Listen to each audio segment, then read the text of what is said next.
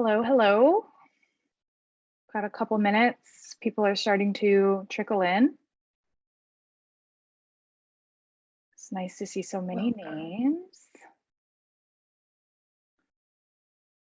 Hope everyone's day is getting off to a good start, or whatever time it is where you are, because I'm sure people are all in different time zones.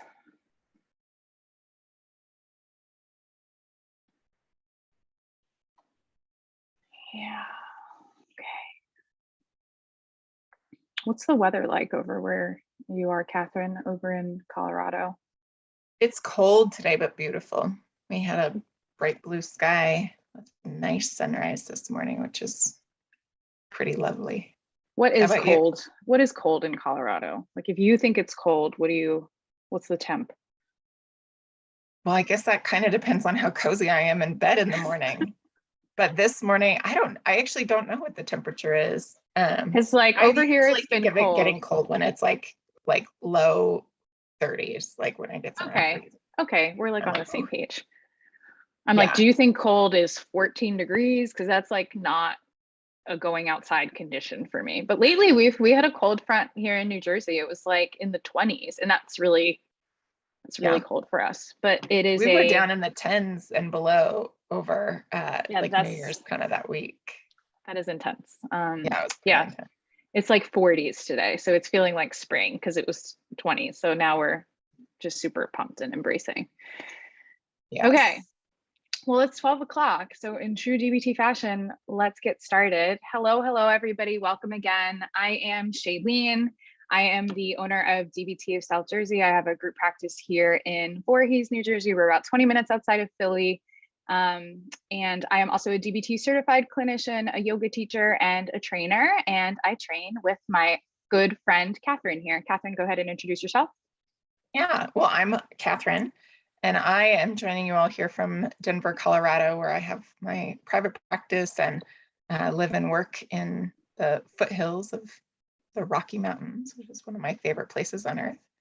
And also am a trainer and consultant and have enjoyed my times here on webinars and in training with Shailene. So I'm very happy to be here with all of you today. I'm glad you all joined us. Yeah. From all of your various locations. Yeah, these have been really fun. I think this is our 4th open house, so it's pretty exciting for us. We get really energized about doing these. So anyways, let's talk about why we're here today. So you are here in Phone Coaching 101, our open house for phone coaching. I imagine that it's mostly trained DBT clinicians in here, but if you're not trained in DBT, that's fine. Just listen along. Know that we're not going to do a training on a full training on what phone coaching is. More so, our intention in holding this is to really speak to the people who are doing DBT or who want to be doing DBT adherently, and maybe they're on the fence about providing the phone coaching part because it sounds scary and overwhelming and like a source of burnout. And we're also hoping to share these 5 tips with the clinicians who are doing phone coaching and still find it scary, overwhelming, and feel really burnt out by it. And so when we came up with these 5 tips for phone coaching, that was really the lens that we were speaking from, is to really make it something that feels sustainable for you as a clinician, but also effective for your client, and really trying to balance that out. So Catherine will talk to us a little bit, just as a reminder, the function of phone coaching and why we have it in DBT and where it stands.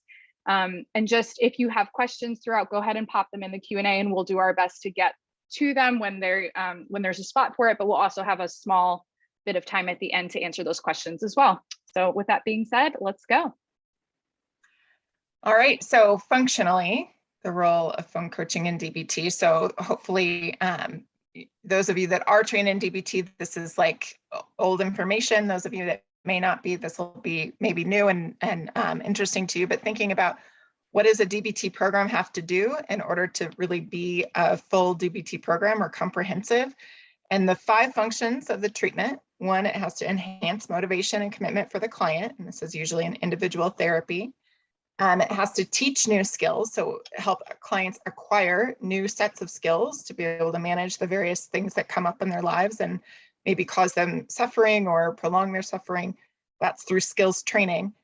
The third function of the treatment is skill generalization, and this is where phone coaching comes on scene. And so I'll come back in a second. Just for reference, the other two, maintaining motivation and commitment of the therapist, this is through consultation team, and then structuring the environment, and that can be done in lots of different ways, but that's not what this webinar is about. But just to kind of have the lay of the land, phone coaching is there for a specific purpose, and it is to help skills get generalized to all different contexts of a person's life. And this morning I was thinking I needed to do the math, and then I forgot to get my calculator out to do it. But if you see your client for 45 minutes to 60 minutes in a, one session a week, out of, I think I was trying to do it in my head, and then like I said, I forgot to get my calculator. I think a week is about 178 hours in a week. Don't quote me on my math, maybe 168, something like that. But we're talking about one out of roughly, 150 to 200 hours in a week, somewhere in there. 168. It's, what's that? It's 168. 160. Oh, whew. You're close. Dang, that was good.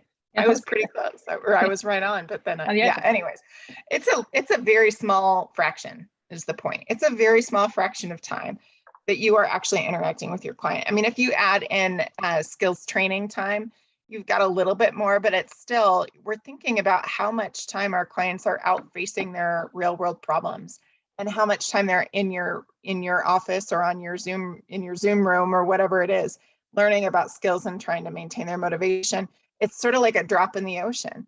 And so phone coaching is really there to help think about how you're going to get all of that good stuff that's talked about and practiced in sessions actually showing up in these, the day-to-day lives of your clients.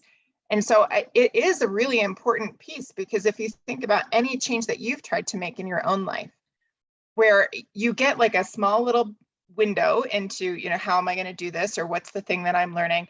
And then you think about the whole rest of your life, and actually, it's sort of like if I go to a cooking class or something, and then I try to apply my cooking or that skill set to my cooking, I'm actually only applying it to a small part of my week, because I'm only cooking, maybe once or twice a day. But the kinds of skills that we're teaching in DBT are the skills of every moment. They're the skills of like, how do I wake up and get myself going in the day in a way that sets me up to like actually be wise and like move through my day, fluidly and with ease. That's, that skill is like for just getting up out of bed in the morning. And then what's, how am I going to actually manage as soon as I get out of bed and then I look at my phone and I see all these texts that, my partner's mad at me or something. Well, that's a whole other set of skills. So the skills that we're talking about are applicable for like. Oh, of course, there was a freeze there.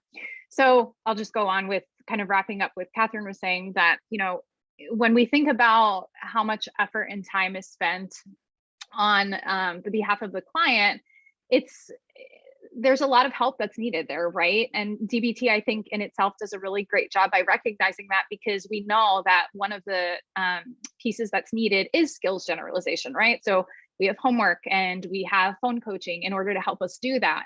But when, I think like it really speaks to it when Catherine's saying it's really a drop in the bucket, given the amount of moments throughout the day that our clients are having difficulty with, and the need for phone coaching to support that. I was just kind of like wrapping up what you were saying, because you froze for a second, but here you are. Yeah, I don't know where I got cut off, but thank you for jumping in. Do you want to go to the first tip? Yeah, are we ready to move into the first thing? Yeah. Okay, so here's my first tip for people is actually, I think it is all about mindfulness. And I think, so did you lose me again? For a second, but you're here now. Okay. I'm so sorry. I'm not sure what's going on here, but okay. So the first tip that I would want to talk about is mindfulness. And it's not so much about, I think there's a lot of things that will help you with your mindfulness on phone coaching, which is like having your own mindfulness practice. And these are things that we could talk about outside or have a separate conversation about. But the mindfulness that I'm talking about here is really paying close attention. If you want to have a sustainable practice of offering phone coaching to your clients, you have to be able to pay very close attention to your own experience of phone coaching. Like when you get those calls, like when you're noticing maybe you're feeling annoyed that you're getting a call at a time of day that's like really inconvenient for you, or you're noticing that a certain client is calling regularly at a time that's, maybe even it's not inconvenient, but it's just like you just notice that they're calling often, or they're calling at times or enough of the time that it sort of like starts to weigh on you.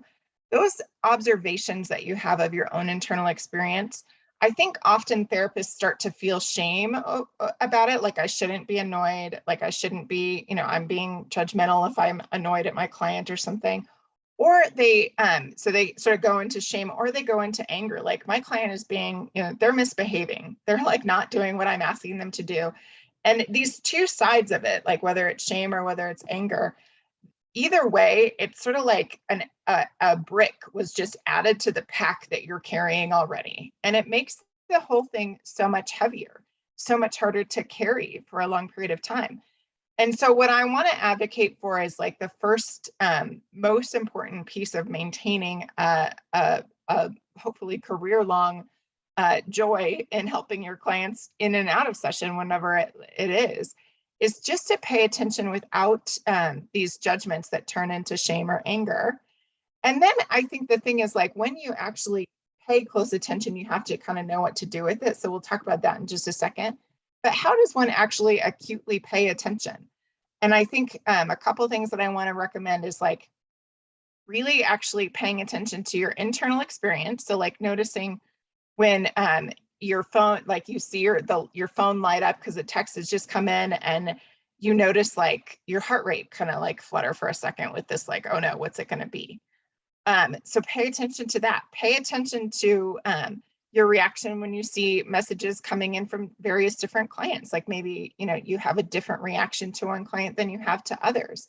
And without shame, without judgment, just notice it. Just notice it. Accept the reality that it's happening. You don't necessarily know what to do with it yet. You don't necessarily know if you're going to do anything with it yet, but you have to notice it first. So pay attention to those internal experiences. Pay attention to thoughts that you have. Notice, of course, if you have thoughts like, of course, there might be judgmental thoughts like this person shouldn't be calling me so much, or, oh my gosh, why do they keep bothering me with this problem? Or like, oh my gosh, I better, like if I don't respond right now, it's going to be like a tragedy or something. Like you really, you might take it like to that side where it's like you feel sort of scared over like having to respond, or something bad will happen. All of these things can occur, and your first step is to notice them. And I might encourage you, if you're at a point where you're starting to think, okay, I really want to not get burned out, or maybe I am a little burned out and I want to kind of back it up, you might practice writing these down, like just labeling them as thoughts that arise when I get a outreach for phone coaching, and just list them without right or wrong, like whether you should have that thought or you shouldn't, and even without attachment to whether you're going to change it or not. So you simply begin with the practice of observing and describing. And I think all of this sets us up for this next thing that Shailene's going to talk a little bit more about, or we're going to move into throughout this conversation. It sets you up right to be able to observe limits, because if you are aware, enough of DBT, you'll know that that the most important thing with all of this is to actually observe your limits and be able to communicate those effectively. But I remember, after I went to my intensive training, when I was first starting out in DBT, one of the exercises or homework that they sent us home with was to list some of our limits, and to write them down and talk about them on our team. And I remember I had no idea like what my limits were. I was like, I sat down with my supervisor at one point and I was like, I don't think I have any. Like, I don't really, nothing annoys me, like nothing bothers me that much. I remember thinking like, there's not much to talk about here. And she kind of was like, well, that's crazy. And I was a little like, I don't know really what to say here, but it took time. And I think like the reality is that oftentimes we actually don't really think of ourselves as having limits, because we're not like paying attention to our own experience of things with an acuteness. The opposite can be true. Sometimes people are so aware of how things affect them and how frustrated they can get, or so, where it's like very obvious, like this is a problem for me. But I think And in that case, like, you have to be aware of, is there judgment also coming up there? But I just think like it all begins with actually this very like slowing down, paying attention to your internal experience. It's like you draw a little bit of a map of where you are and what you're, the lay of the land that you're currently in, without, necessarily you're at a point yet where you're trying to navigate where you want to go. It's just like, where am I? Okay, I'm here. I notice my heart rate goes up every time I think a client might be calling, or here I am. I notice that that I'm afraid to not take calls with this one client because I'm just terrified that something bad will happen. Or here I am. I notice that all I want to do is just like be off when the day is done. Like, I don't want to even like think about work after 4 o'clock or after 6 o'clock or after 8 o'clock, whatever time your day is over. That's where you are. And that's just where you are, without judgment, without any sort of like right or wrong. I love the practice of writing it down, because for people that really struggle to know what their limits are, and I feel like especially as a newer clinician, this comes up with my supervisees a lot, where they feel the same way, like, no, it doesn't bother me. I think they can just call me whenever. And I think a lot of, I mean, I'll speak for myself, but I know generally I can tend to be reactive instead of proactive with these kinds of things. And so what I don't want to keep happening for myself and for anybody is that we are figuring out our limits once they've been pushed and we're burnt to a crisp, really struggling and feeling so sensitive when the cue of the phone rings for phone coaching that, it just feels so aversive that it starts to feel like it's not even an option. And I really think that mindfulness plays a huge piece, just even in the idea of offering phone coaching, because what I've come to learn in my years of, gaining more experience as a DBT clinician is that it really is about the way in which I see phone coaching that shifts how I experience it. And so if I see it as this burdensome thing that's going to burn me out, then it likely will impact me in that way. And if I can see it as something that I offer that not only helps my clients, but then because of that transaction of my clients getting better, really does help me to feel more confident and competent about my work. And then I feel less burnt out on the back end. That really shifts things. And that really comes from just like how you move your perspective of what phone coaching looks like. Catherine and I joked when we wrote the description for this around like, have you ever had the experience of hearing your phone ring and wanting to throw it down a swift moving river? And that's the kind of experience that we're talking about here. And I love the practice of writing it down, because if you don't know what your limits are, you can get some pretty helpful data by starting to track, okay, these are the sensations that come up. These are the thoughts that come up. These are the judgments that come up. So our first tip is being mindful, staying mindful. Our second one is orientation. Orientation is everything. And so I think, it's a great segue from mindfulness to orienting, because if you don't know what your limits are, it's going to be really hard for you to orient your clients to what they are. And if you can't orient your clients to what your limits are, they're not going to know what they are. And the limits are like, they're still there, even if you don't see them or if you haven't named them or know them.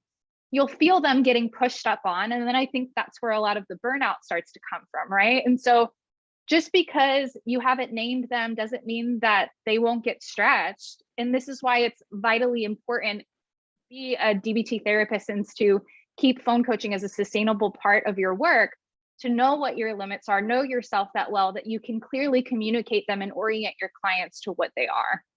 I remember a time like years and years ago where I had a client who was really, really struggling, and she was reaching out a lot, and she ended up in the hospital.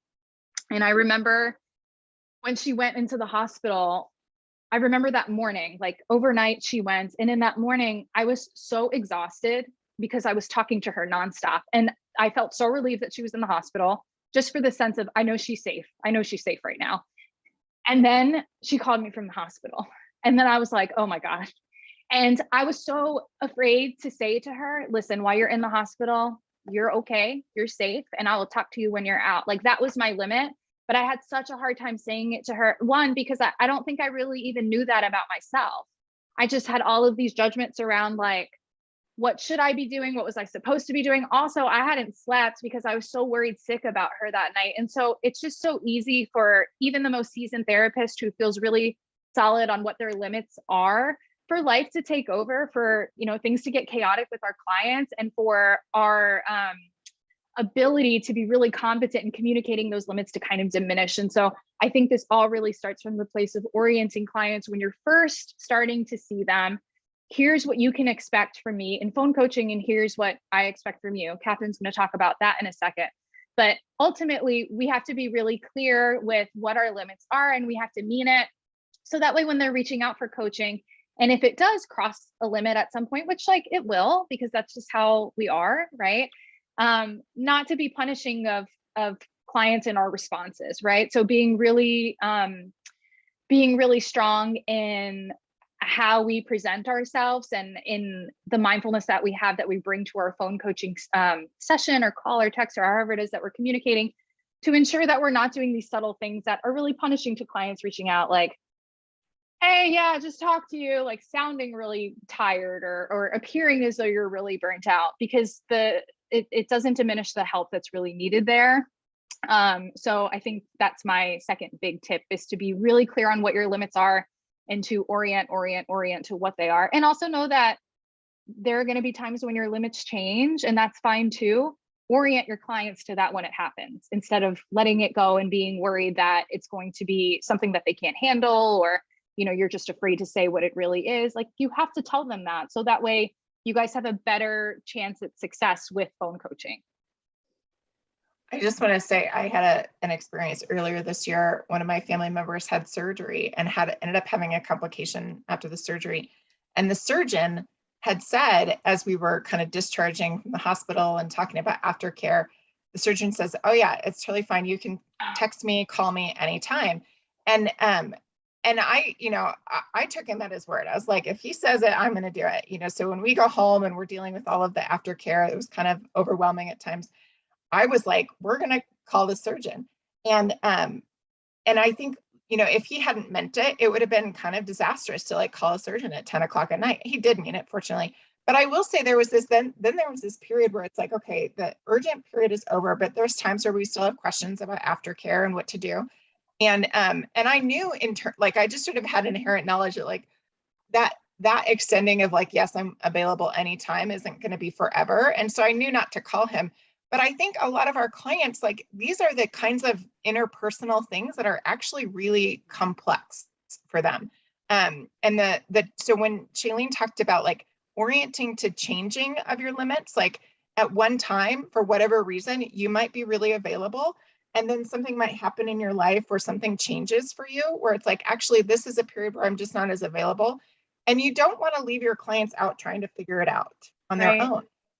You want to be as clear as possible and make sure that they know, like, if things change, hey, by the way, things have changed here, and this is where I'm at right now. Or, so that they're not having to sort of guess in the dark, because that's like, just kind of awful. It's an awful position to be at when you feel pretty, sure of yourself and confident in it.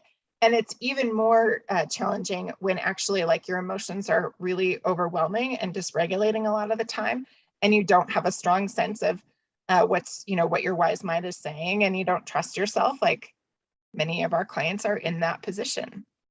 Yeah, I've also had clients who have had this, and I've had similar experiences where I'll leave the doctor's office and they're like, call me if you need me. And I'm like, really? I don't even have your number. Like, how would I call you? Or when I call the front desk, they ask me what I need and they don't let me talk to you. So wait, what's happening here? But I've had clients who have had that experience and have felt really crazy about it. So then when they got to me and I talked to them about phone coaching, they were like, no, like, I know what it's like to be told, call me when you need me. And I think it's a very well-intended thing that some therapists who don't provide some sort of coaching might say, call me if you're in a crisis. And then the client calls, and then maybe it's not the exact crisis that the therapist was thinking of, but it's a different kind of crisis. And then the therapist or provider says something like, this isn't really appropriate for a call. We need to save this for session. And then the client's just like, well, what the hell was that? Like, and so now client comes to me and I'm like, no, really, I want you to call me when you're having a hard time using skills. And it really took a while. I have one person in mind for her to trust that that's actually what I meant. And so I think it's super important to just be really transparent about it. I also think that, coming through the other side of having situations where I watched myself get really burnt out because I wasn't being clear with myself with what my limits were, and then I wasn't communicating them to my clients, has really given me a lot of confidence, because I don't want to go back there. It's like, okay, I know what that was like to not say anything. So I'm going to be really upfront. I'm going to talk about phone coaching as much as possible. I'm always going to make sure it's on my agenda. So that way we can normalize, just like, hey, how's it going? Did any problems come up? Was there anything particularly helpful or not helpful? I know you didn't reach me at that time. Usually you won't, but is there anything else I can do to be helpful? So having that like relationship and rapport with your client, where you're just talking like human to human, will really help it feel a lot easier. And I think just practicing it in general, like sharing your limits with your supervisor, with your team, practicing observing your limits, and communicating and orienting people in your life to what your limits are, right? Like, so we talk a lot about this with clients, and then, you know, if I'm not available to go or to volunteer to make cupcakes at my son's baking thing, then am I actually saying that? Or am I kind of leading people to believe that I might still be interested, but never really saying it? So there's a lot of opportunity here for practice. But the thing to remember is orientation is key. If people don't know what our limits are, then there's no way that they're going to be able to try to stay within them.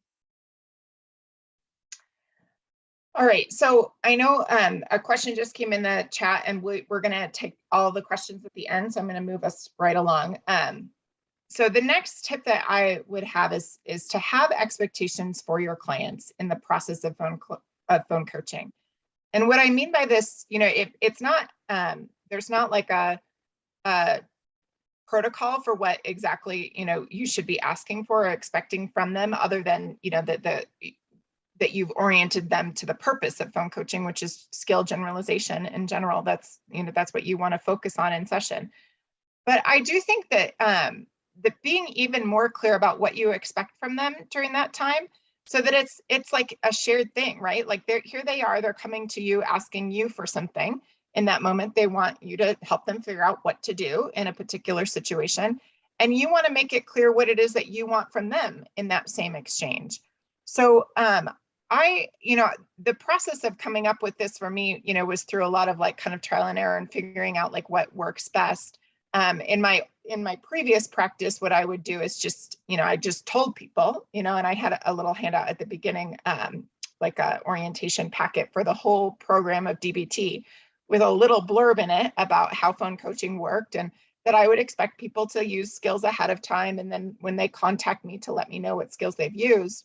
And, you know, I think it worked a little bit, but oftentimes, you know, the orientation material that I went over, you know, 4 months ago when you started therapy is like long history for them.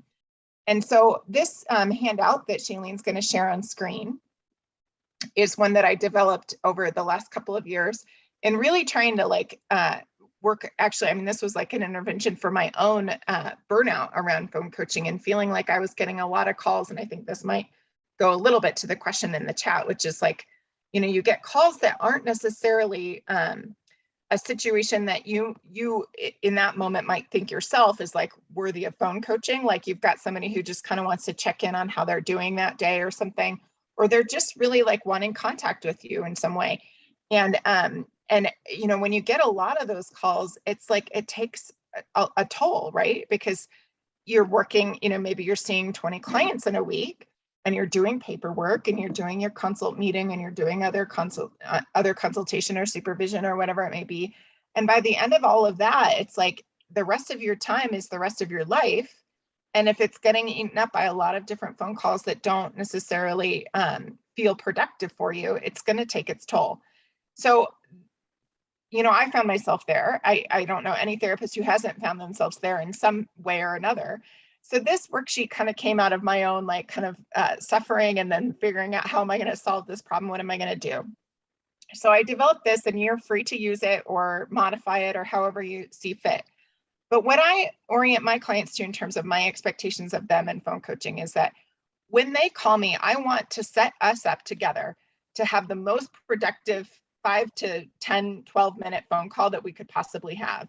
And in order to do that, I need to know ahead of time, before I get on the phone with you, I need to know generally what is happening. I need to know what skills they've already tried. So I kind of like I'm caught up to where they are in their whole problem solving process. And then I need to know, what kind of solution they're looking for. So this worksheet kind of guides them through it. And you'll notice the very top just is a little blurb about what phone coaching is and all of that. And it has a reminder of the skill tip. And the reason that's at the very beginning is that you'll notice as you go through this worksheet that it's kind of a heady worksheet. Like, I remember when I first brought this to my team and asked for feedback on it, they were like, yeah, this is very, it's very, what did they call it?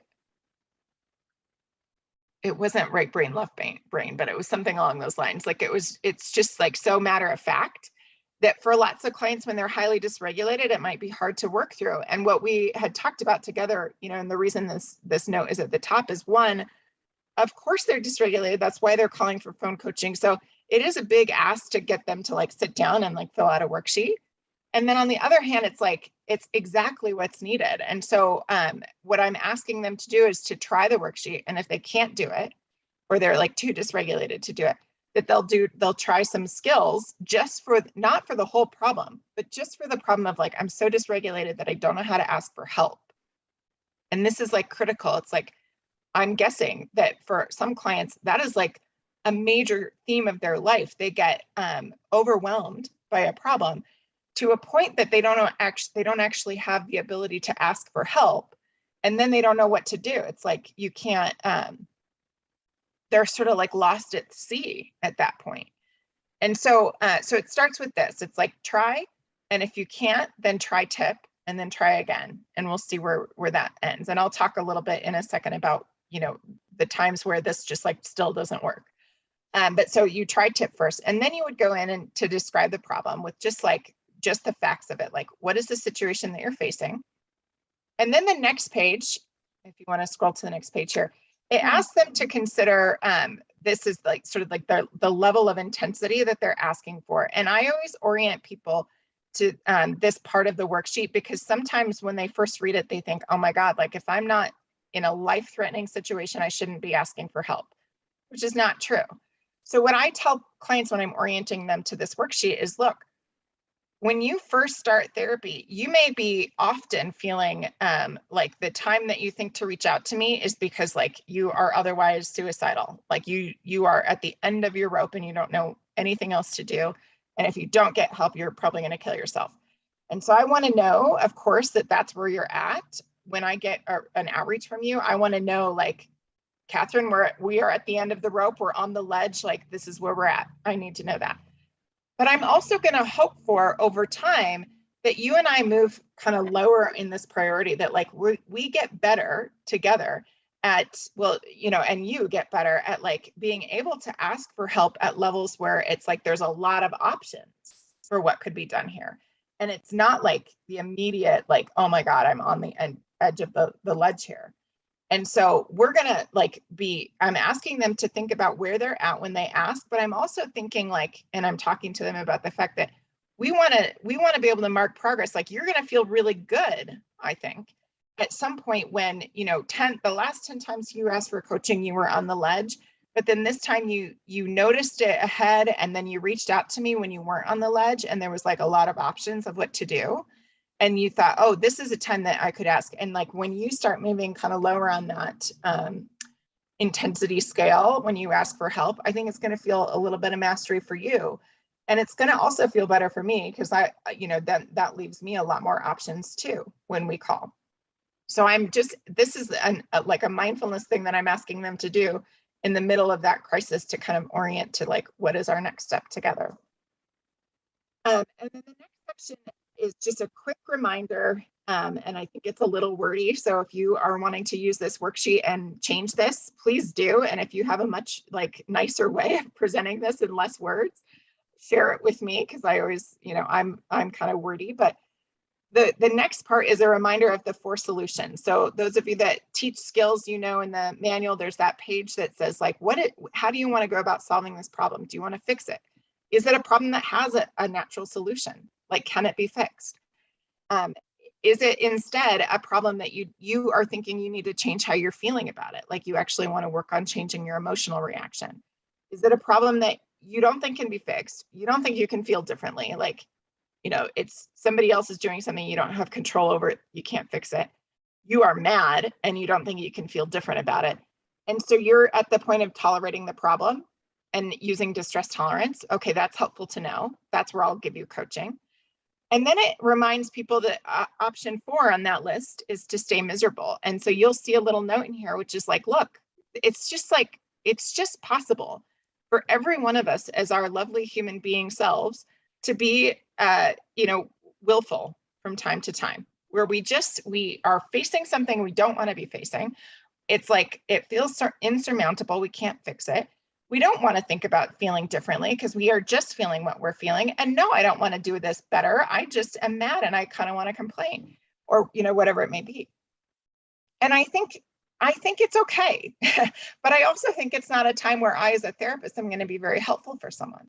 So I'm going to ask them to think before they call me, are they in a place where they're at that stage where like they're just not quite ready to be less miserable with this and to do the thing that might be helpful?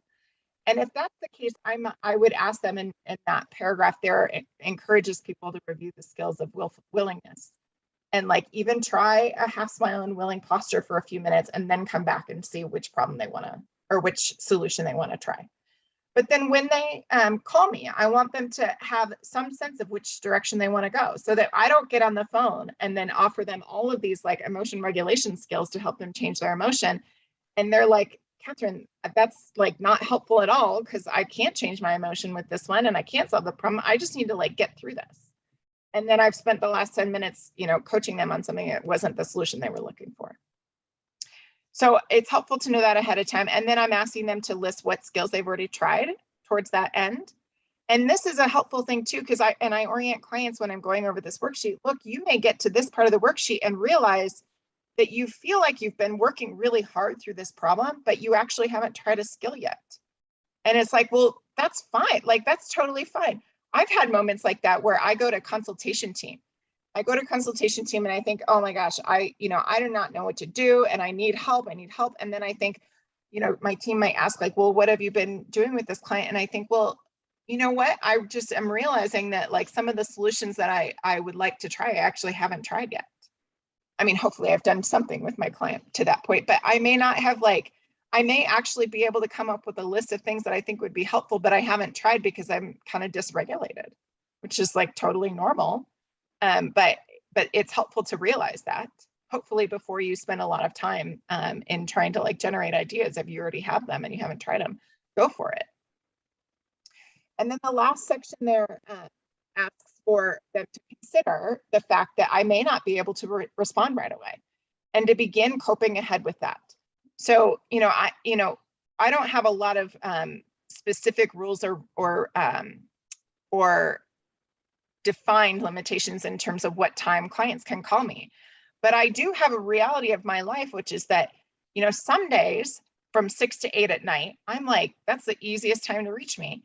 And then other days that I may not even predict ahead of time, that's the worst time to reach me. And that's just the nature of my life. And so I just orient clients at the beginning, like, look, I try to get back to people within a couple of hours. And then there's days where it's just like not going to happen. And so I'm going to ask you, when you reach out for help, for you to already be considering the fact that I may not be available at the time that you need. And what will you start to do as a way of sort of coping? And then I ask for commitment from the beginning, that if you reach out for help, that you be committed at the beginning to be skillful until you hear from me. Even if that means you're just going to be on a little regimen of tip and stop and distracting for however many hours it is until I can reach out to you or get back to you. But that you are really committed to, like, if I ask for help, I'm going to be like working really hard to tolerate whatever distress I'm in until I can hear from her. And so that's what that last section is. So I realize it's a lot, and most of the time it works really well. I mean, and honestly, like, it seems like a lot, but when you actually start going through it, from the feedback from my clients, there's only a couple parts that they're filling in, and it's just a helpful kind of like getting their body reoriented to what they need to do next and where they're headed with this like process of asking for help. But there are times where it just like, a client's so dysregulated that it's like they might text and say like, oh my gosh, I'm like trying to do this worksheet, I can't even think straight. And then I'm more oriented myself in how I'm going to respond to that, which is a very like direct, like this is a time to get clear. So I'm asking you to like go take a 5-minute cold shower and then try again. Or I'm asking them to like, even in the moment, like, what is it that you really need? Like do a wise mind practice or something. So I'm actually like making sure that I'm really getting like honed into exactly where they're needing help in order to ask for help. Okay. Now that's one version. You know, lots of people have put together handouts similar to this. And if you're on the DBT listserv, you know, this is a great place to be asking for more resources, or if you have ones that you think are good, you know, you can always send those out and share those among the community, because I think this is an area people are often trying to get better at. But I think it's an important part that doesn't always get talked about, is like actually having expectations and like, what would it look like? You know, this is part of the mindfulness at the beginning, is like, when you pay attention to your responses, you start to realize, oh, you know, my reactions come up when, you know, these certain things happen. And then you can start to think, oh, well, is there a way to change that cue? You know, for me, I think my reaction was coming up because of lots of clients in that, like in the chat there, where people would call with like, where they're calling without a clear request. And then I'm like, I'm trying to keep a 10-minute all over the place, all 10 minutes trying to figure out what the heck they're really needing. Like, I'm not sure where to jump in here. And so when I recognized that, when I began to see like, oh, that's where my reaction's coming from, because I'm afraid I'm going to spend 10 minutes on a call and still not really know what they need and not have enough time to give help. And then I'm going to feel like, do I have to extend this call, or am I going to have to tolerate the distress of like saying, I got to go and I know the problem's not solved? Like, that's an uncomfortable thing for me. And I noticed that it was uncomfortable.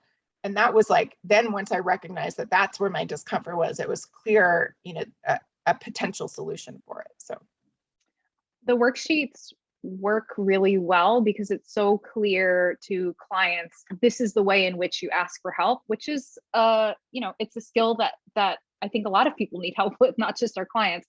How do I effectively ask for what I need and increase the chances that I'm going to be able to get just that? So I love the worksheets because it really sets the client and myself coaching up for success in doing that.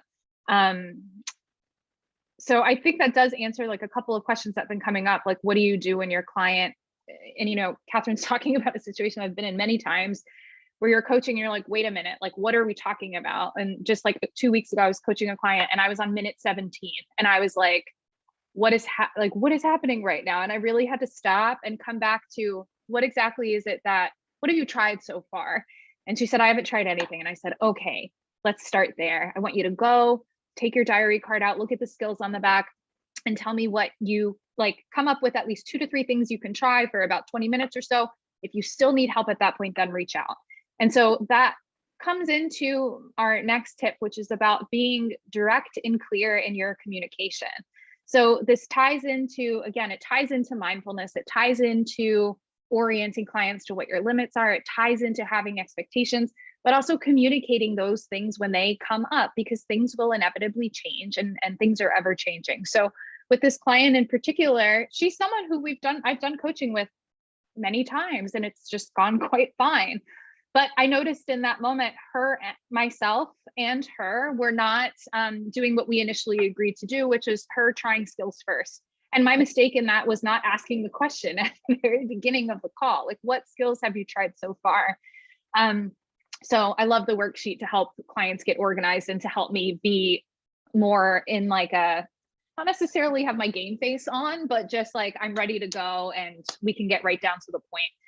So our next tip is having accurate, direct, and consistent communication. So there's a lot of practice needed here around avoiding, because we're afraid of how a client might react.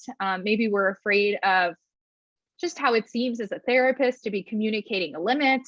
The way that I think is most helpful to do this is by talking a lot about phone coaching. I already mentioned making sure that you have phone coaching on your agenda each time, not just when there's a problem.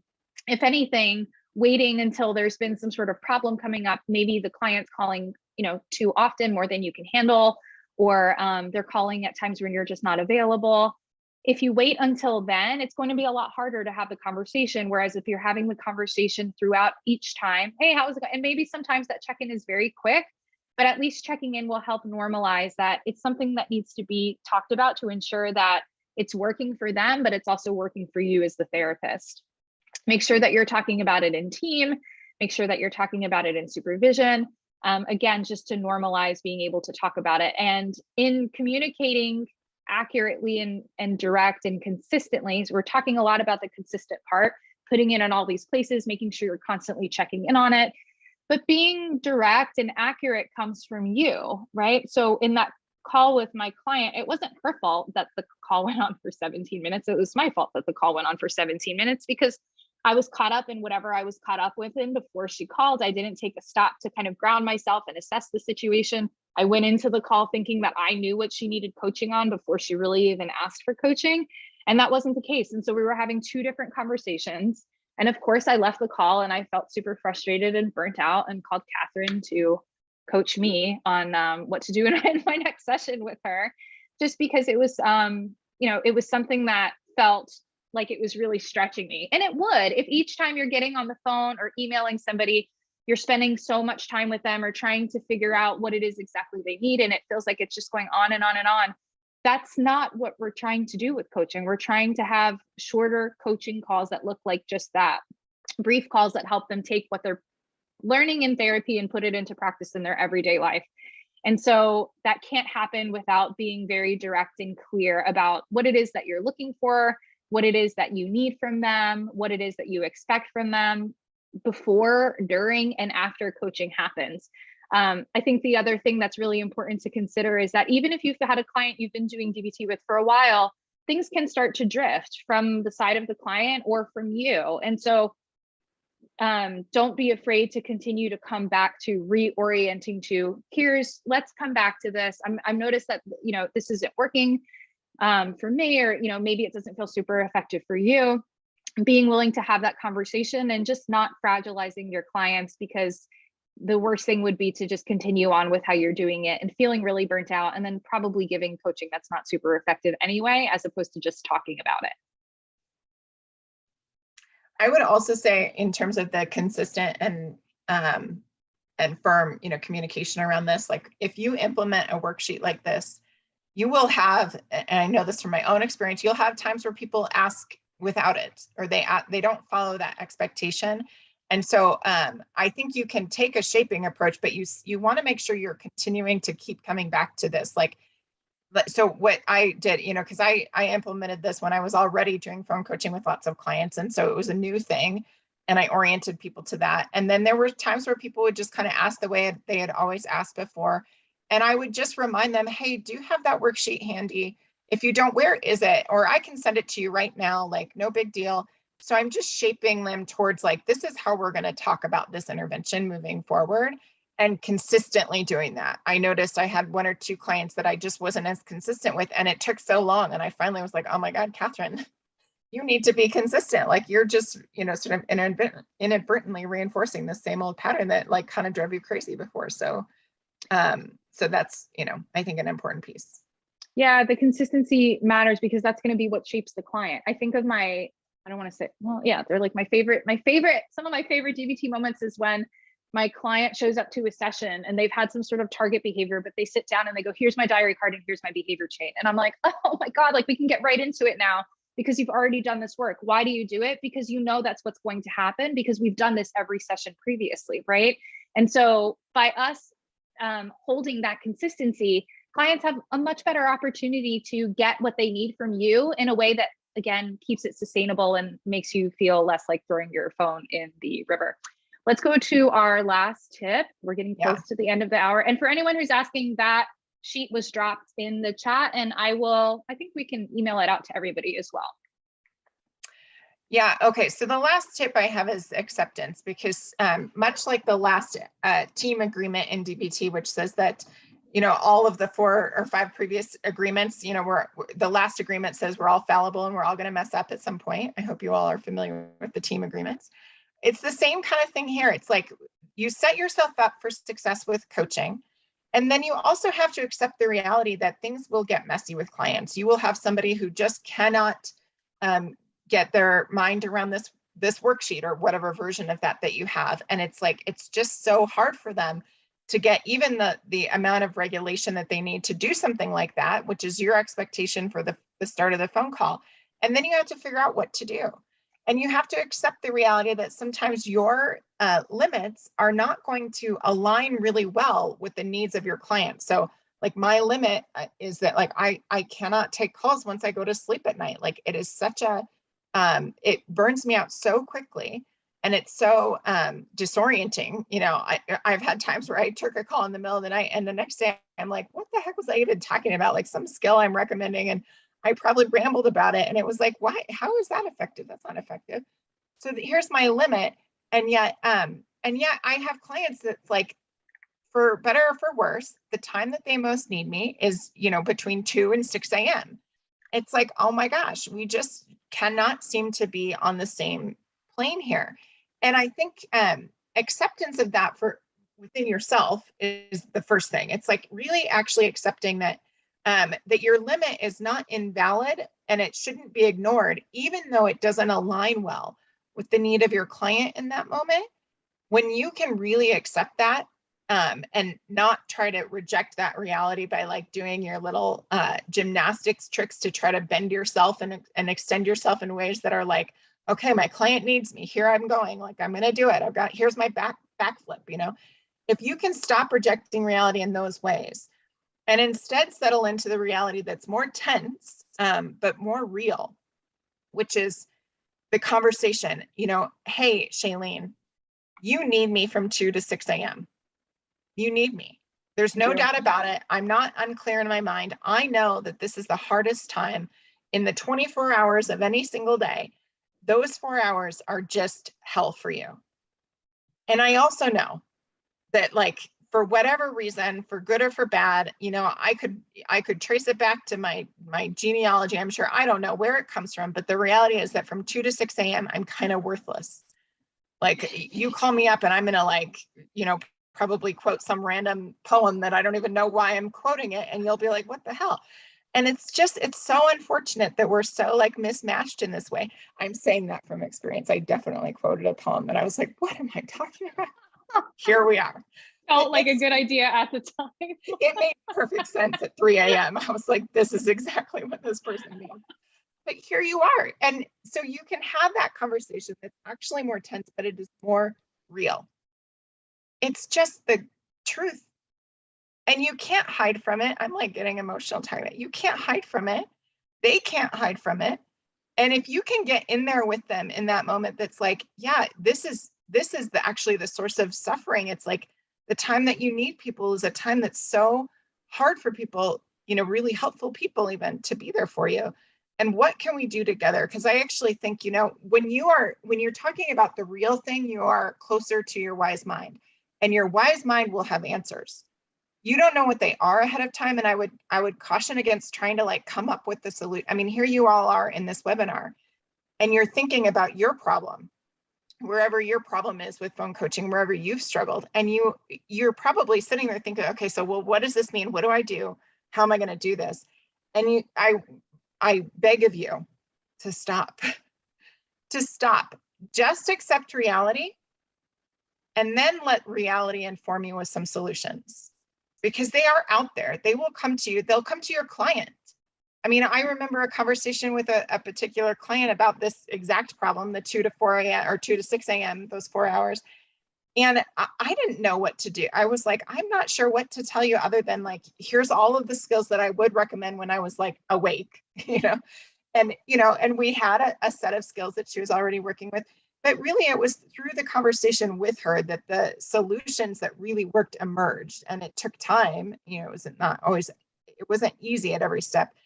And we both had to tolerate some distress over it. Like I was scared, like I'm scared because I know that from 2 to 6, you might end up, you know, really hurting yourself. And I feel like, oh my God, I need to like be there. And that's not going to be good for me, you know, to like answer out of obligation and then give you some sort of like half awake, not very helpful answer. But it's also not sustainable. Like it's just not sustainable. And I think, you know, what you're getting at is really say what's real, say what's actually happening, accept your reality in the sense of what's actually happening. Can I physically do it? I'm sure Catherine could set her alarm and wake up and just kind of like hang out from 2 to 6 until her client needs her. But just because she can doesn't mean that that's what's most effective, and doesn't mean that she should.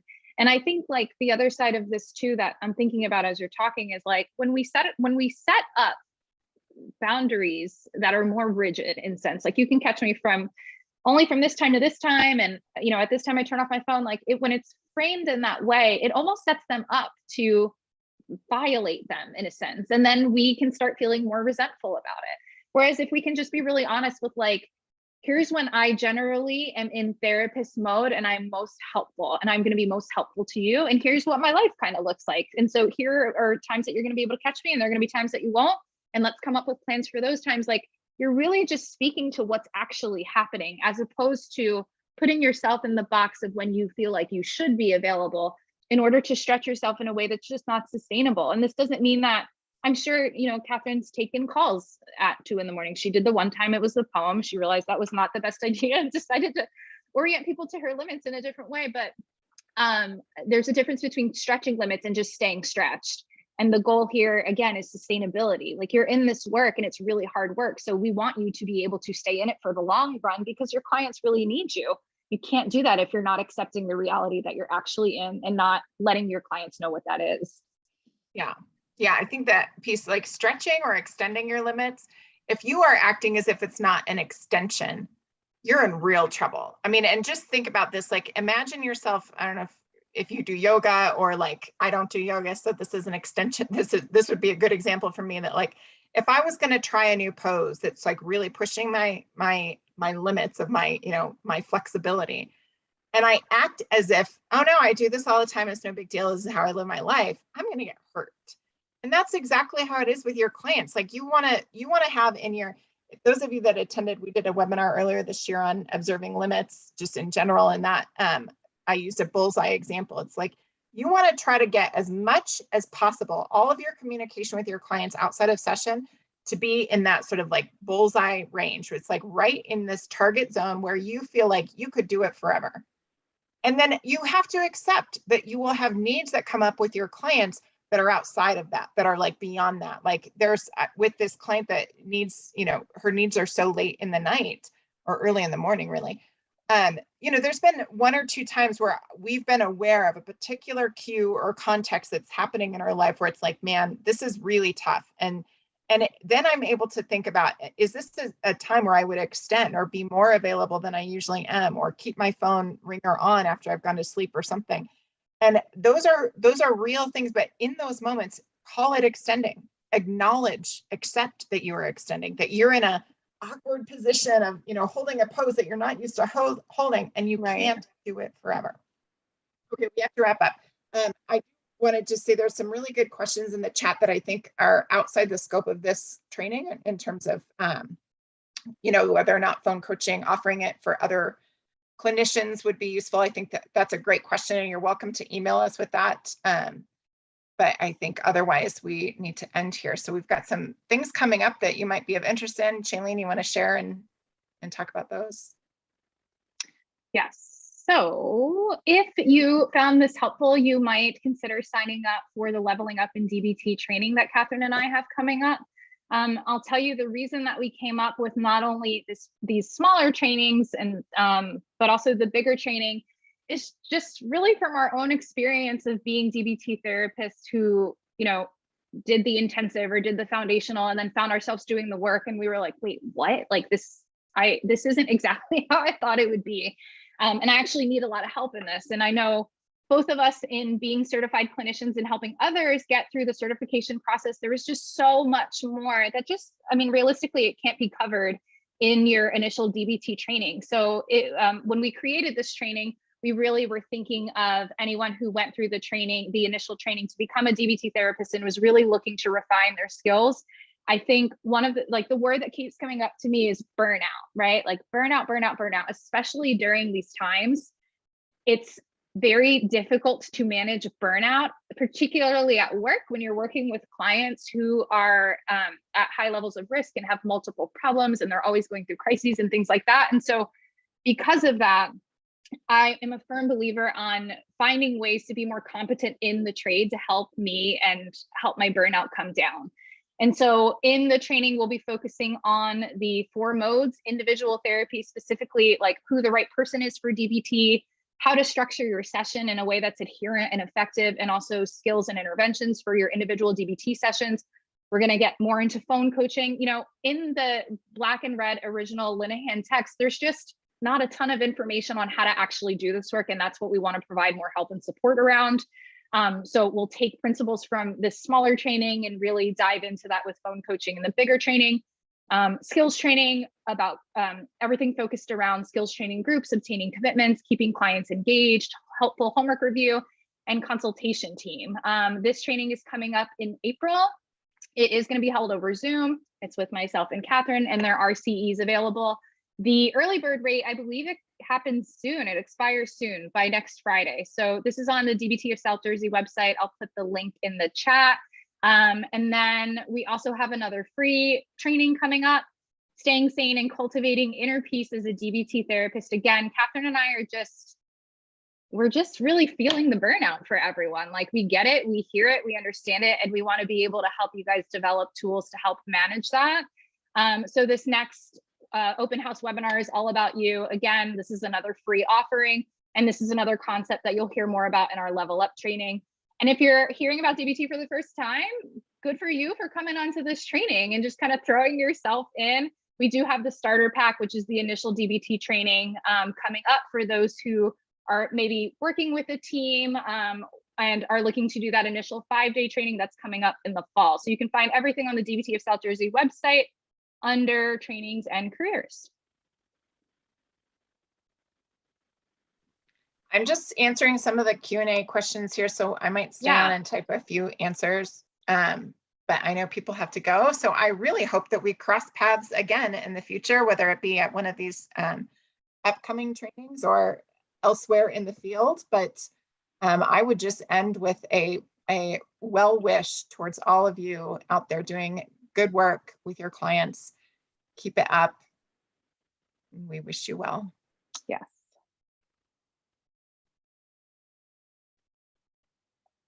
Yeah, I can stay on and answer a few questions too, and this will get recorded. So if anybody has to leave, that's fine. One question was, what do you do for